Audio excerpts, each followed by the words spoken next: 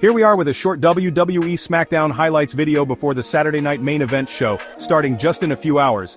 And Money in the Bank, folks. I can't wait. Before we address this, make sure you subscribe to our channel and hit the bell. We have interesting WWE content weekly for you. We appreciate it. The WWE Women's Champion heads down the ramp to a nice pop from the crowd, before addressing the fact she beat Charlotte Flair at WrestleMania and then Nia Jax last week. She turns her attention to Money in the Bank, where someone has the chance to do what she did. But before she can issue a warning to whoever wins the briefcase this year, Alexa Bliss makes her way out. The crowd cheers for Bliss as she introduces herself as a fellow former Women's Champion and Money in the Bank winner. She takes a moment to address Charlotte before turning her attention back to Tiffy, saying the two have something in common, having cashed in on Nia. But the difference is, Alexa likes Nia, but she doesn't know Stratton. She gives the champion a warning of what could happen when she wins Money in the Bank, and Charlotte Flair pulls a Joe Hendry by appearing thanks to the mention of her name. Tiffy calls Charlotte Flair a hypocrite, addressing her previous remarks about winning Money in the Bank being the easy way out, before calling Flair and Bliss vintage, whereas she's an upgrade. No matter where she goes, it will always be Tiffy time. Sabin versus Tommaso Ciampa. The two circle the mat before locking up, with Sabin building up speed to hit a shoulder tackle before trapping Ciampa's arm. Tommaso gets to his feet but is kept at bay by Sabin, finally breaking the hold with an elbow to the head. Sabin sent to the corner as Ciampa stomps away at him, with Gargano mouthing off at him as Ciampa backs away.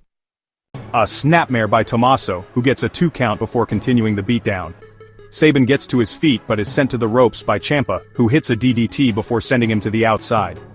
Let's talk about the United States Champion Jacob Fatu and JC Mateo versus Rey Fenix and Jimmy Uso. We start off with Jacob and Jimmy before Mateo tags himself in, following a stare down with Mateo, and this gives Jimmy Uso and Rey an opening to send both men out of the ring for a dive by Fenix. Solo helps them with their feet, trying to calm them down. Tag made to Fatu after bringing Jimmy Uso to the corner, and then the US Champion hits a running hip attack on Jimmy followed by a running splash. Solo talks to his brother from ringside as Fatu continues the attack.